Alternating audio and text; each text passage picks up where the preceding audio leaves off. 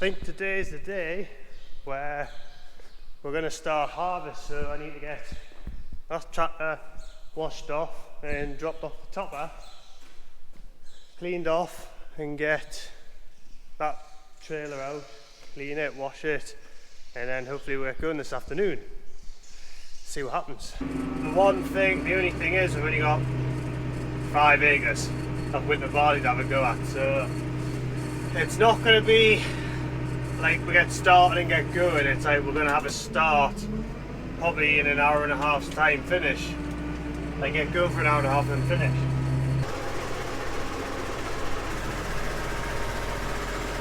We're heading down to the farm with the tractor and the trailer, and I need to, like I said, wash it off, wash the trailer out, because we'll shift them up with it last, so I need to clean it out properly for bleeding grain, and then yeah, maybe have to go to the combine in the afternoon.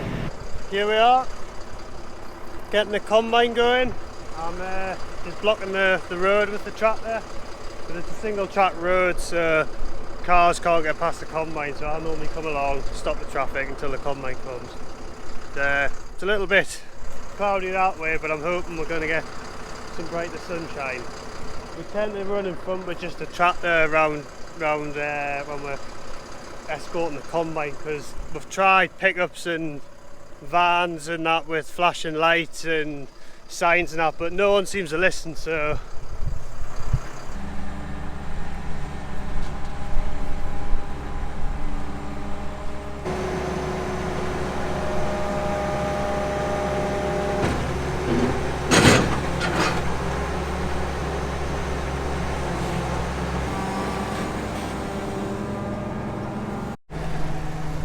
had to move some flaps down and that.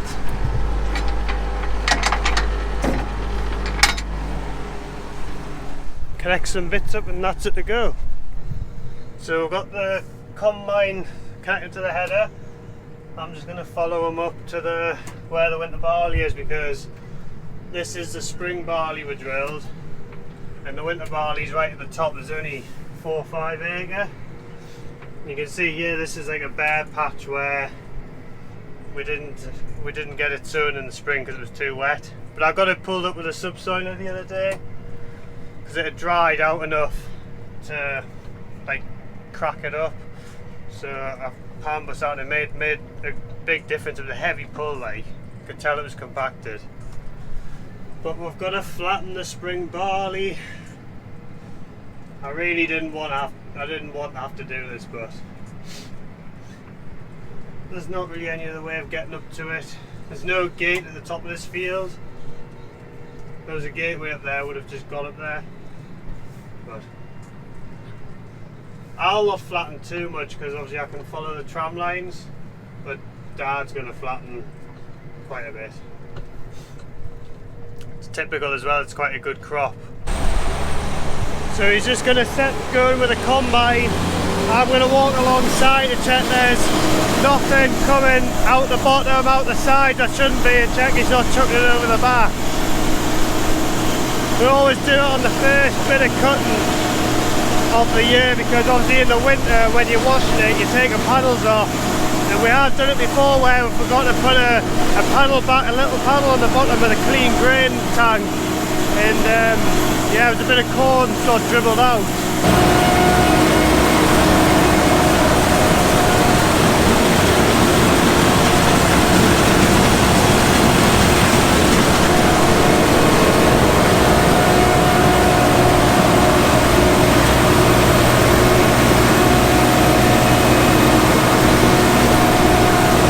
Covered.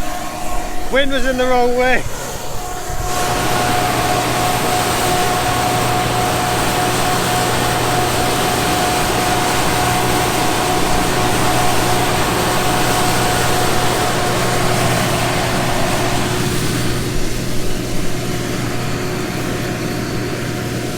Can't see anything behind.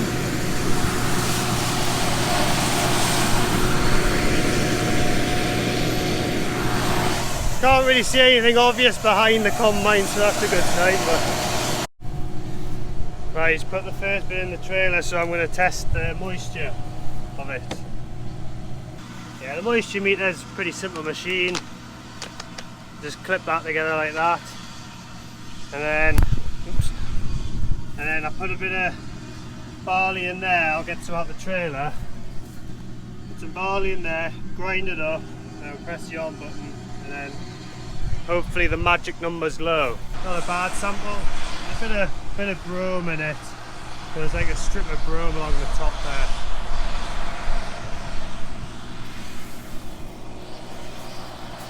See what the moisture meter makes it. So we put a bit in. I've got a bit too much, but just throw that back in the trailer. Now shut that, and then I'll have to put you somewhere. So I just grind this.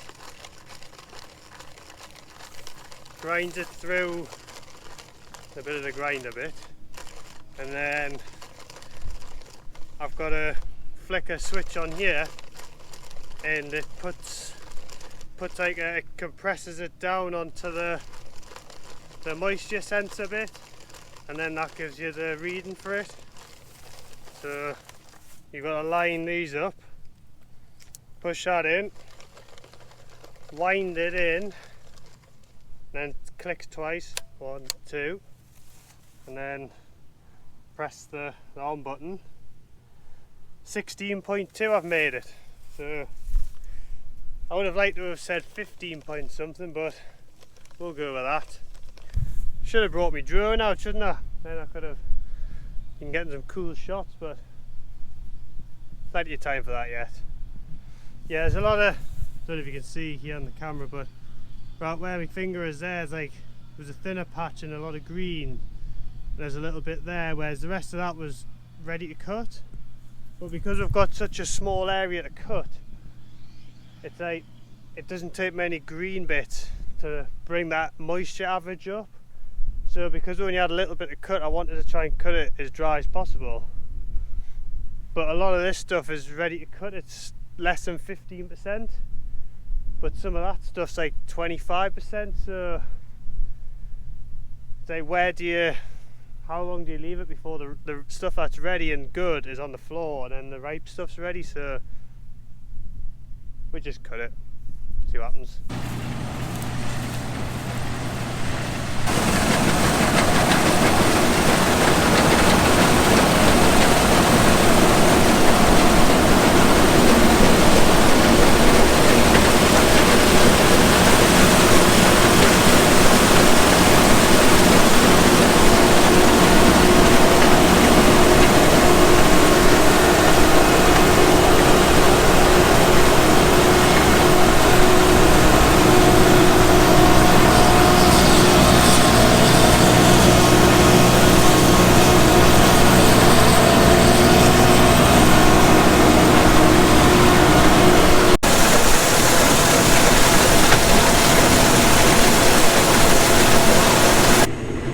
Right, so I've been let loose in the hot seat for this last little bit. Bit of combine driving, keep my hand in. But it looks pretty well from here, and it's looking pretty well on there. It's not all done that.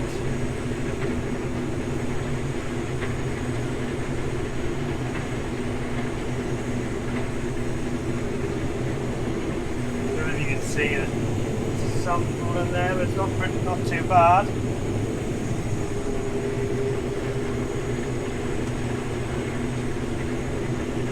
I've stuck you up on there because I haven't got anywhere else for you to sit.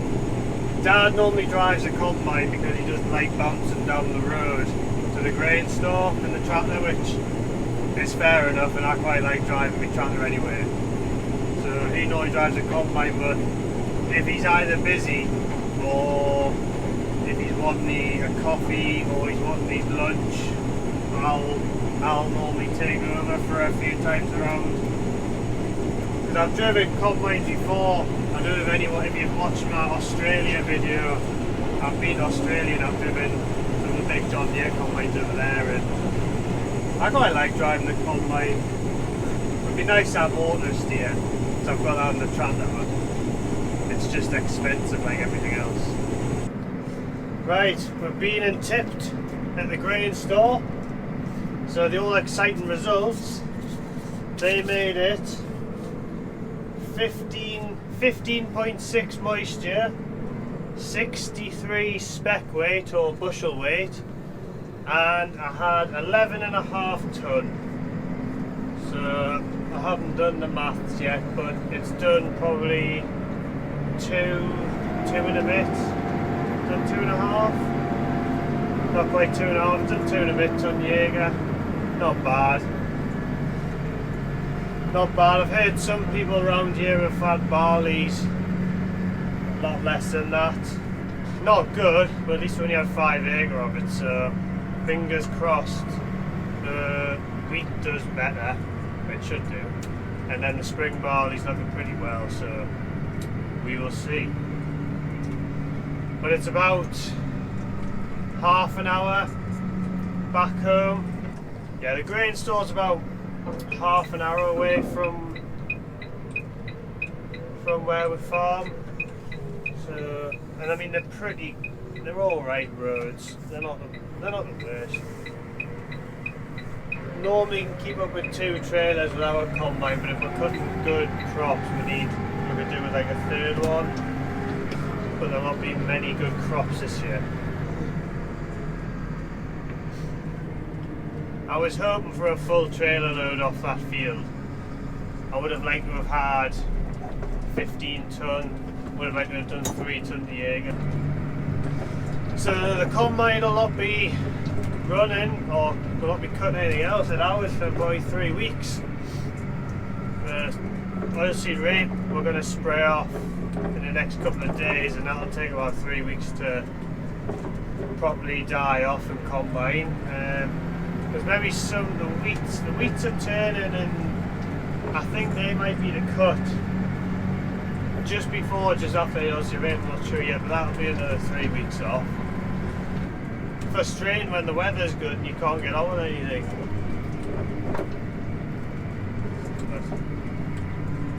I'll probably wrap that up for this video. I know it's been a while since I've uploaded one, but there's been a lot of faffy stuff happening and I haven't really been able to use the camera. But hopefully we get into harvest and we'll see what happens. But thanks for watching, and I'll see you in the next video.